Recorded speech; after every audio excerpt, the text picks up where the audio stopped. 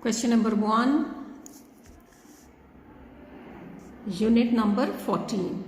12 volt is applied on the copper conductor of resistance 6 kilo ohms. Find the current passing through it and how much charges pass through it in any cross-sectional area in 1 hour. So सबसे पहले हम data लिखेंगे. Potential difference ये हमारे पास है 12 volt. Potential difference is represented by V. So resistance R 6 kilo ohms. Resistance हमारे पास है 6 किलो ओम. 6 किलो को आपने चेंज करना है, 6 किलो ओम्स को आपने ओम्स में चेंज करना है. So kilo 10 raise to power 3 होता है. So 6 multiply by 10 raise to power 3 ohms. And current, how much current passing through it? Current is represented by I. So I को find out करना है और charges आपने find out करने हैं. How much charges passing through it in any cross sectional area. और time जो है वो है आपके पास 1 hour. So time 1 hour है. इसको ऐसा यूनिट में कन्वर्ट करें तो ये इसको मल्टीप्लाई कर दें. 3600 सेकेंड होते हैं 1 hour में. So इसको आप यूँ भी लिख सकते हैं 3.6 into 10 raise to power 3 second. Ohm's law है क्योंकि V है, I है और R. Ohm's law formula use होगा. V is equal to I R और I is equal to V over R. V आपके पास 12 वोल्ट है और R जो है वो आपके पास 6 इंटू 10 रेज टू पावर 3 है ओम्स. सो इसको जब हम कैलकुलेट करेंगे 6 2 ज़ा 12. So 2 into 10 raise to power -3 ampere. 10 raise to power -3 क्या होता है? ये मिली है. सो आप इसको यूं भी लिख सकते हैं I is equal to 2 milliampere. अब हम चार्ज को फाइंड आउट करेंगे that how much charges are passing through it. So current जो है that is equal to amount of the charges passing through in any cross sectional area divided by time. So यहाँ से Q को आप find out करें तो Q is equal to I into T. So I आपके पास है 2 into 10 raise to power -3 ampere और आपके पास टाइम जो है वो 3.6 into 10 raise to power -3 second. ऊपर हमने टाइम को लिखा था 3.6 into 10 raise to power -3 second, इसीलिए लिखा था कि करंट भी आपकी 10 रेज टू पावर -3 एम्पियर है. -3 और ये आपस में +3 ये कैंसिल हो जाएंगे. ये +3 है. 3.6 इंटू 10 रेज टू पावर +3 और -3 कैंसिल हो जाएंगे और Q जो है ये आपके पास 7.2 आ जाएगा. 3.6 मल्टीप्लाई बाय 2 तो ये 7.2 कूलम्स चार्जेस जो हैं ये हमारे पास आ जाएंगे. During lightning 15,000 ampere current is established when 40 coulomb charge passes through a tree. The potential difference between the cloud and the ground is 1000 volt. What was the duration of the lightning bolt and find the power of the lightning bolt. So सबसे पहले data लिखेंगे. Current आपके पास कितनी है? 15,000 ampere.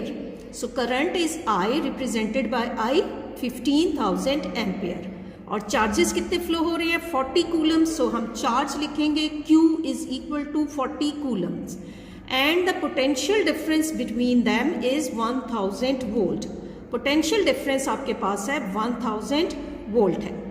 What was the duration of the lightning bolt? Duration means कि आपको time find out करना है और find the power of lightning bolt. Power आपको फाइंड आउट करनी है. सो सबसे पहले हमें टाइम फाइंड करना है. हमारे पास जो फार्मूला है टाइम फाइंड करने के लिए करंट जो है उसका फार्मूला है Q डिवाइडेड बाय T. यहाँ से आप T को फाइंड आउट करें तो हमारे पास आ जाएगा Q over I. So Q आपके पास है 40 कूलम्स और I आपके पास है 15,000 ampere. So 40 divided by 15,000 ampere तो टाइम आ जाएगा 0.00267 सेकेंड. पॉइंट्स को यहाँ मूव करवा दें. ठीक है, 3 प्लेसेस मूव करवाएं. So 1 2 and 3. So we can write, हम लिख सकते हैं इसको 2.67 और लेफ्ट टू राइट मूव हुआ है तो 10 raise to power -3 second.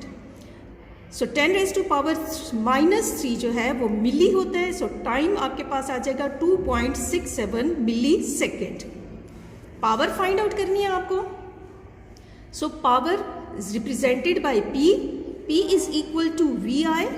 V आपके पास 1000 वोल्ट है, I आपके पास 15000 एम्पियर है, तो ये आ जाएगा 15 मल्टीप्लाई बाय 1 तो 15 एंड कितने जीरोस हैं, 6 जीरोस हैं, 10 raise to power 6 watt. Power का यूनिट जो होता है वो वॉट होता है. 10 रेज़ टू पावर 6 जो है ये आपके पास है mega. So power is equal to 15 mega watt. Question number 3, unit number 14. The diameter of copper wire is 7.360 millimeter. Find the resistance of a 5 kilometer length of such wire. आपने find करना है resistance और length कौन सी, 5 kilometres वाली. So used for the power transmission. Specific resistance जो हमारे पास specific resistance of wire है वो है 1.72 into 20 into 10 raise to power -8 ohmic metres, ohm metres. So सबसे पहले डायामीटर है. डायामीटर कितना है आपके पास, represented by D, 7.360 millimetre. Resistance जो है वो आपके पास है, वो हमारे पास नहीं है, हमें रेजिस्टेंस को फाइंड आउट करना है. और लेंथ ऑफ द वायर जो है 5 किलोमीटर है, कन्वर्टेड इनटू मीटर, तो ये आपके पास आ जाएगा 5 into 10 raise to power 3 metre. Specific resistance represented by, ये रो है, आप P को ज़रा थोड़ा सा बेंट करके लिखेंगे. So 1.720 into 10 raise to power -8 metres. तो सबसे पहले हमें रेजिस्टेंस को फाइंड करने का जो हमारे पास फार्मूला है R equal to rho L over A. अब हमारे पास यहाँ डायामीटर गिवन है, तो डायामीटर गिवन है तो हमें तो एरिया चाहिए, तो उसको फाइंड आउट करने के लिए सबसे पहले रेडियस जो है हमारे पास, यहाँ पर आपके पास डायामीटर ये है 7.3 और रेडियस कैसे फाइंड आउट किया जाता है, D/2 से. 7.360 डिवाइडेड बाय 2. सो इसको डिवाइड किया तो दैट्स इक्वल टू 7.68 मिलीमीटर आ गया. ये आपके पास रेडियस आ गया 3.68 into 10 raise to power -3 metre. Area को फाइंड आउट करें. Area is equal to pi r square. Pi की वैल्यू 3.14 है, इंटू आर की वैल्यू पुट करें, इसका स्क्वायर लें. सो स्क्वायर लेने के बाद आपके पास ये वैल्यू आ जाएगी. तो एरिया जो है ये आ जाएगा 42.5 इंटू 10 रेज़ टू पावर -6. अब जस्ट आपके पास ये फार्मूला है, इसमें वैल्यूज़ हम पुट करके रेजिस्टेंस को फाइंड आउट कर लेते हैं. R is equal to rho L over A. R is equal to rho की वैल्यू है 1.720 इंटू 10 रेज़ टू पावर -8.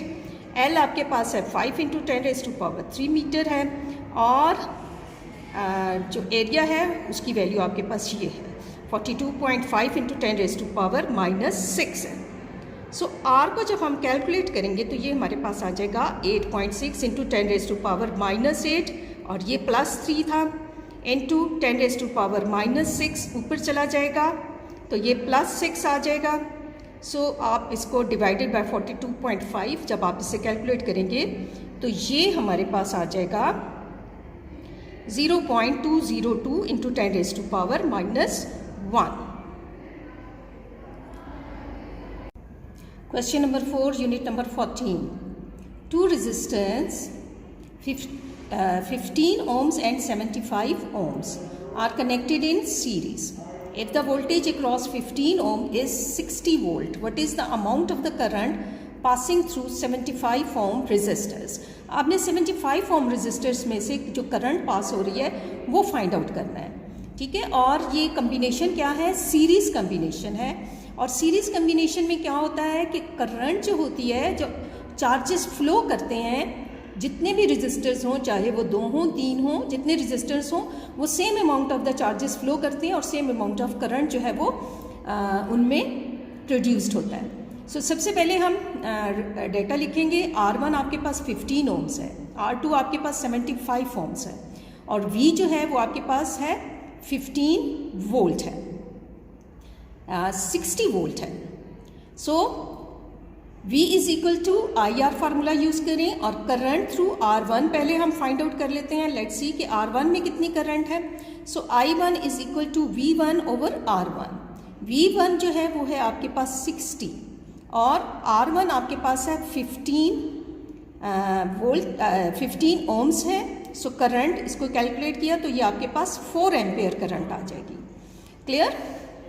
इसी तरह in series combination the current passing through each resistors, ये हमें पता है कि वो बिल्कुल सेम होती है। आप इसी तरह I2 भी फाइंड आउट कर सकते हैं, V1 over R V over R2।